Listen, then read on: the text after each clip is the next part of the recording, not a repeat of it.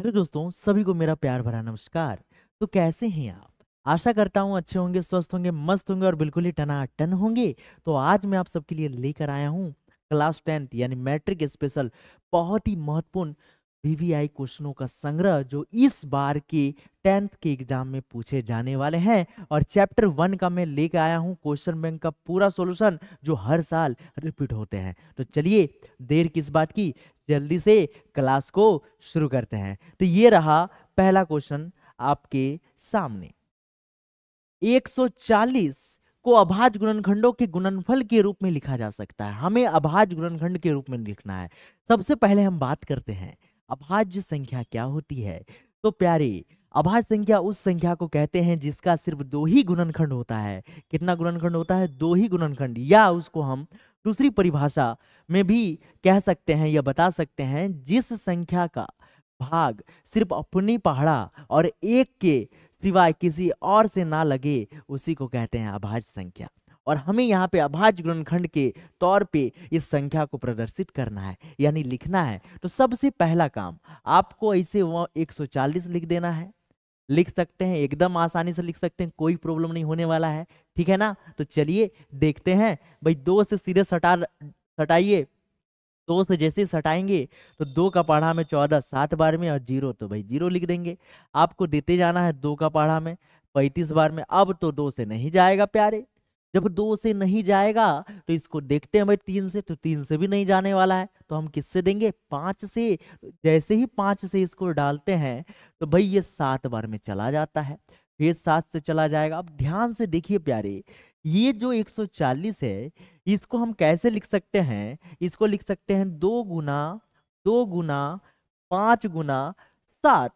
देखिए, आप यहां पर देख सकते हैं, 2 है, 5 है, 7 है, और ये 2 5 7 कैसी संख्या है? तो इसको कहते हैं अभाज्य संख्या।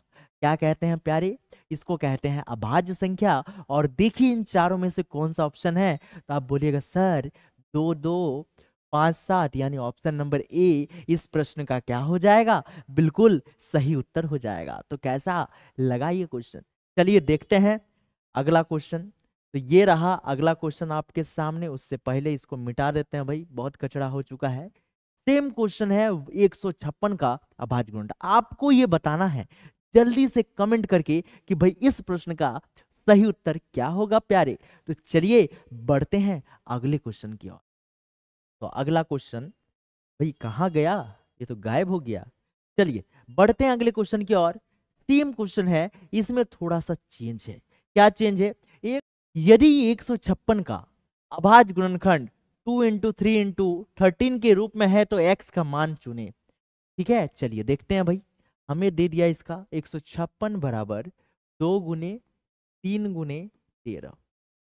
ये 3 दूना 6 और 6 तिया 18, ये तो 78 हो गया भाई। तो 78 156 तो बराबर होगा नहीं। कहीं ना कहीं इस क्वेश्चन में कुछ तो मिस्टेक हुआ है। क्या मिस्टेक हुआ है? चलिए चर्चा कर लेते हैं, खोजते हैं, सीआईडी लगा लेते हैं। तो भाई इसमें जरूर कहीं ना कहीं एक्स होगा। तो भाई एक्स देते हैं, दे। चलिए एक्स पैदा कर दिए, लगा दिए। अब चेक करते हैं इस एक्स का मान क्या होगा। चलिए कालिया, अब तेरा क्या होगा? 2 से काटते हैं, इसको भेजते हैं मामू घर। 2 7 14, 2 8 16। 3 से भेजते हैं मामू घर इसको, 3 दूना 6, 3 छक 18। 13 से इसको मामू घर भेजते हैं भाई 2 बार में, और तो किसी को मामू घर भेज नहीं सकते हैं। यानी इस प्रश्न का जो सही उत्तर है प्यारे, वो आपका हो जाएगा x बराबर 2।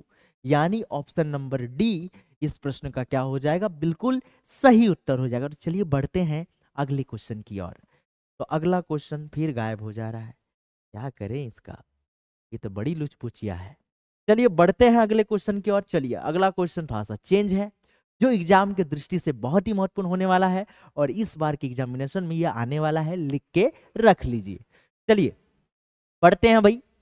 यदि एचसीएफ, बगल में इसका नंबर दे दिया है कि किसका एचसीएफ 510 और 92 का एचसीएफ बराबर 2 है।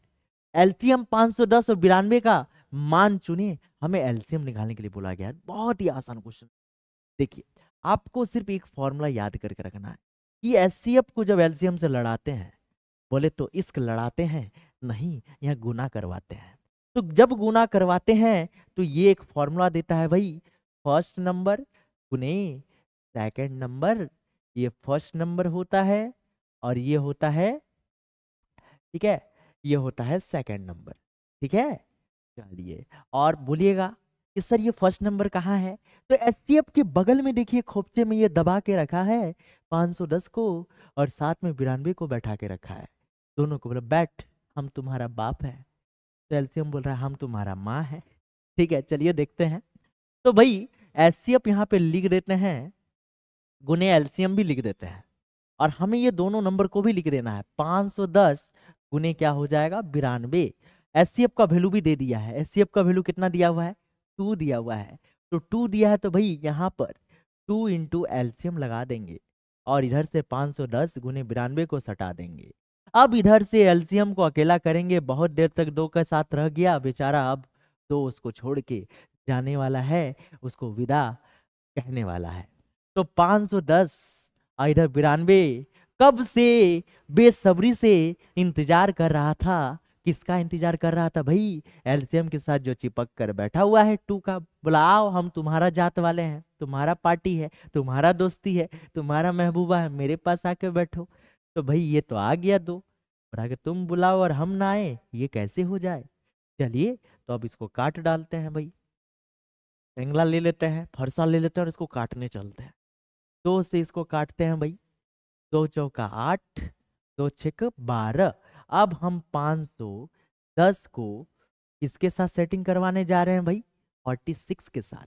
तो 46 के साथ जब इसका सेटिंग होता है तो भाई गुना करवा देते हैं, 0 ये 6, ये 6 5 30, ये हो जाएगा 0, ये 4, ये 4 5 20, और यहाँ पर इसको जोड़ दें 0 6 4 3 2, यानी 23,460।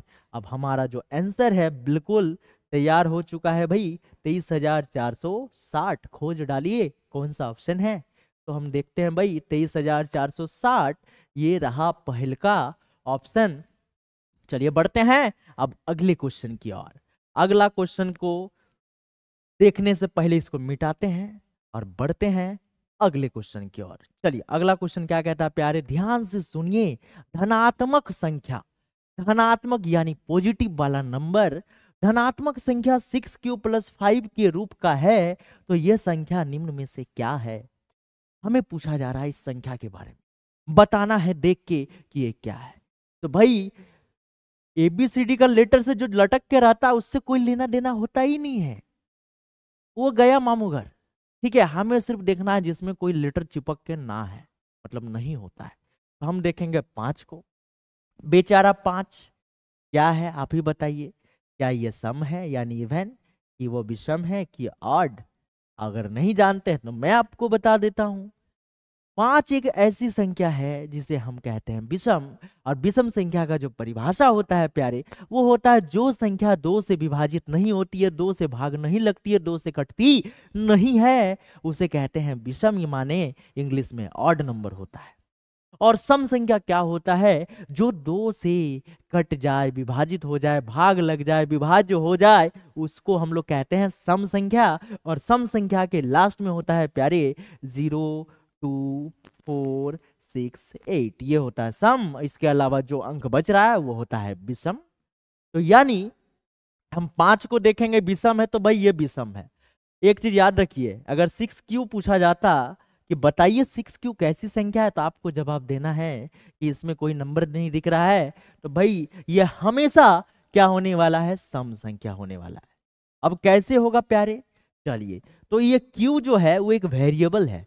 वेरिएबल का मतलब होता है चर संख्या, और चर संख्या का कुछ ना कुछ मान होगा जो एक गोटा नंबर होगा। गोटा नंबर बोले तो या तो प्राकृत संख्या होगा, धनात्मक बोला है तो प्राकृत संख्या ही होगा धनात्मक। तो क्यू के जगह पे 1 डालिए, क्यू के जगह पे 2 डालिए, क्यू की जगह पे 3 डालिए, और क्यू के जगह पे 4 डालिए, कुछ भी डालिए, लेकिन जो आएगा प्यारे वो हमेशा सम संख्या ही आने वाला है। इसीलिए मैं कहता हूं कि जब भी कोई लेटर किसी की नंबर के साथ चिपक के रहता है तो उसको छोड़ दीजिए, उसको तंग मत कीजिए। वो होने वाला है क्या, हमेशा सम होने वाला है, यानी इवन नंबर होने वाला है। तो चलिए बढ़ते हैं अगले क्वेश्चन की ओर। तो अगला क्वेश्चन आपके सामने ये रहा। चलिए क्या कहता है अब इस बार, दो धनात्मक पूर्णांक, पहले एगो था अब दूगो आ गया है। दो धनात्मक पूर्णांक b दिए रहने पर यदि अद्वितीय पूर्ण संख्या विद्यमान है तो r तो निम्न में से कौन सा कथन सत्य है। दो धनात्मक पूर्णांक, क्वेश्चन में जरूर कुछ मिस प्रिंट होगा। देखिए जब हम दो संख्या को भाग देते हैं प्यारे, मान लेते हैं हमारे पास एक संख्या a है, इसको भाग लगाते हैं b से, तो ये देगा भागफल, और भागफल को बोलते हैं q। और जब कोई नंबर इससे घटता है तो हमें बचता है शेष, शेष को बोलते हैं रिमाइंडर, यानी r बोलते हैं। तो इस तरह से जब किसी को भाग देते हैं तो ये सब नंबर हमें देखने को मिलता है वास्तविक संख्या वाले चैप्टर में, जिसे हम लोग कहते हैं रियल नंबर। जब भी हम कोई नंबर्स को भाग देते हैं तो इस तरह से हम उसको डिनोट करते हैं, लाइक भाग करके दिखा देते हैं आपके सामने। भाई भाग के दिखा देते हैं मतलब दौड़ के नहीं जाना है, हमें ये डिवाइड करके दिखाना है। तो भाई यहाँ पे हम देते हैं 3 से भाग, 3 एक कम 3, और ये रहा 2। अब आपको बताना है प्यारे, क्या बताना है, ये 5 को क्या कहते हैं अपन, 5 को कहते हैं बाबू, सुनू सोना, इसको बोलते हैं भाज्य। क्या बोलते हैं, भाज्य बोलते हैं। और एक को बोलते हैं भागफल। चलिए इन दोनों में तो कोई दिक्कत ही नहीं होगा, ये भागफल और ये क्या होता है शेषफल, बचपन से आप पढ़ते आ रहे हैं। कंफ्यूजन इन दोनों में होता है कि कौन क्या होता है। तो भाई बीच वाला को भाज्य बोलते हैं, इधर वाला को बोलते हैं भाजक। क्या बोलते हैं, भाजक। इंग्लिश में कहते हैं इसको डिवाइडेंड, डिविजर, क्वोशंट, रिमाइंडर। ठीक है, तो चलिए अब इसका थोड़ा नामकरण और करते हैं। क्या नामकरण भाई, भागफल को कहते हैं क्यू, क्वोशंट, शेषफल को रिमाइंडर यानी आर से, भाज्य को हम लोग दिखाते हैं ए से, और भाजक को दिखाते हैं बी से। ठीक है बस। और इस तरह से एक फॉर्मूला आपको याद कर लेना है जिसे यूक्लिड एल्गोरिथम भी हम लोग कहते हैं। वो फॉर्मूला क्या है, आप बचपन में पढ़े होंगे कि भाज्य बराबर होता है भाजक गुने भागफल जोड़ शेषफल। ये एक फॉर्मूला होता है प्यारे, आप जरूर पढ़े होंगे। तो इस फॉर्मूला से हम लोग सीख सकते हैं, इसी को बोलते हैं यूक्लिड विभाजन एल्गोरिथम। वो सिर्फ ए बी और क्यू आर कर दिया है, बस ये आपको याद करके रख लेना है। ये रहा ए भाज्य के जगह पे, भाजक के जगह पे हम लोग क्या रखेंगे बी, और भागफल के जगह पे क्यू, और शेषफल के जगह पे आर। तो ये जो फॉर्मूला तैयार हुआ प्यारे, इसी फॉर्मूला को हम लोग कहते हैं यूक्लिड विभाजन एल्गोरिथम। ठीक है, यूक्लिड विभाजन एल्गोरिथम, ये प्रेमिका के नाम से इसको जाना जाता है। अब दूसरा प्रेमिका मत समझ लीजिएगा। तो यानी इस प्रश्न का सही उत्तर क्या हो जाएगा, अद्वितीय हल। और ये सब अद्वितीय माने कटने वाला नहीं है। रिमाइंडर कब तक होता है, कब हम लोग लिखते हैं, जब कोई संख्या कटता नहीं। अब बताइए 3 का पढ़ा आएगा नहीं ना, जब कोई चीज नहीं कटता है तो उसको अद्वितीय कहा जाता है। ठीक है, जिसका एक ही हल होता है। तो यानी इस प्रश्न का सही उत्तर क्या हो जाएगा, ऑप्शन नंबर ए हो जाएगा। फटाक से आपको मार देना है। तो चलिए बढ़ते हैं अगले क्वेश्चन की ओर। तो अगला क्वेश्चन आने से पहले इसको मिटाना होगा, नहीं तो बुरा मान जाएगा। चलिए निम्न में से कौन सी संख्या अपरिमेय है, इसको डायरेक्ट उड़ाएंगे और थोड़ी देर रुकने के पश्चात, ठीक है, थोड़ी देर रुकने के पश्चात मतलब ऐसी संख्या जिसके ऊपर रूट ना हो, रूट ना हो उसको परिमेय कहते हैं, और जिसमें रूट रह जाए, जिसका रूट टूटे नहीं, उसको कहते हैं अपरिमेय। तो पहले चेक करते हैं 17 परिमेय, परिमेय 225। अब बोलेगा सर रूट है, मार दीजिए अपरिमेय, सीधे चल जाओगे भितरामपुर रे बालक। यहाँ पर ये जो रूट 225 है ये हमारा परिमेय है, क्योंकि 225 होता है 15 का स्क्वायर, रूट और स्क्वायर कट जाता है, बच गया 15। अब बोलिए ये परिमेय हुआ कि नहीं, यानी पाई, और ऑप्शन ही नहीं है, पाई हमारा हो जाएगा अपरिमेय संख्या। ठीक है, क्यों, पाई के फॉर्म में अपरिमेय होता है, जबकि इसका 22/7 रूप अगर देख लीजिएगा दूसरा रूप, तो फिर वो हो जाएगा परिमेय संख्या यानी रैशनल नंबर। तो चलिए बढ़ते हैं अगले क्वेश्चन की ओर, उससे पहले कचरा को साफ करते हैं। चलिए बढ़ते हैं। 5 + 2 √2 √3 किस प्रकार की संख्या है। देखिए रूट दिख रहा है, रूट उड़ रहा है क्या √3 का, देखिए तालाब में एक गंदी मछली होती है तो पूरे तालाब को जब गंदी कर देती है, उस तरह का चोरों को गैंग में एक सज्जन व्यक्ति जब शामिल हो जाता है तो बाकी सब सज्जन नहीं बल्कि वो खुद चोर कहलाता है। उसी तरह का ये जो एक बंदा है, ठीक है, ये जो बंदा है जिसके साथ रहता है पूरे को खराब कर देता है। यानी √3 जो है, हम जो सेंटेंस बताएं उससे इसका लेना देना नहीं है, ठीक है। तो √3 के साथ जो भी सज्जन व्यक्ति रहते हैं, सज्जन नंबर रहते हैं, कोई भी नंबर रहते हैं, वो पूरे को अपना जैसा बना देता है, बोले तो इरेशनल बना देता है, जिसे हम अपरिमेय संख्या कहते हैं। ऑप्शन नंबर सी हो जाएगा। चलिए कचरा को मिटाते हैं, बढ़ते हैं अगले क्वेश्चन की ओर। ये तो आप देख के मार दीजिएगा सीधे, 2√3 क्या है। चलिए, यूक्लिड विभाजन प्रेमिका, प्रेमिका आ गया फिर से, इसे एल्गोरिदम भी कहते हैं। तो ए बराबर BQ प्लस R में B क्या है? B क्या है रे बालक?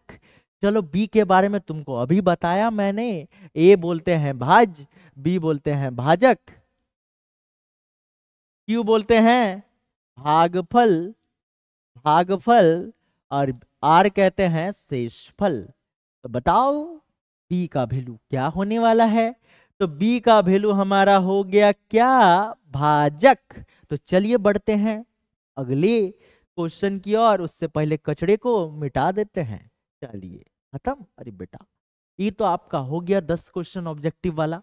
तो आपको बताना है ये सेशन आपको कैसा लगा, ये क्लास कैसा लगा। वीडियो जरा भी लाइक लगा होगा, जरा भी पसंद आया होगा तो जरूर लाइक ठोक दीजिएगा, और सब्सक्राइब का जो बटन दिख रहा है आपके पास उसको आराम से दबाइएगा, 2 बार मत दबाइएगा नहीं तो वो अनसब्सक्राइब हो जाएगा। सब्सक्राइब करके जरूर जाइएगा और अपने दोस्तों तक इस वीडियो को जरूर पहुंचाइएगा, और बताइएगा कि अब आपका मैट्रिक का एग्जाम सर बहुत ही शानदार तरीके से करवाएंगे और आपको टॉपर जरूर बनाएंगे। तो मिलते हैं नेक्स्ट वीडियो में, आज के लिए इतना ही। जय हिंद, वंदे मातरम।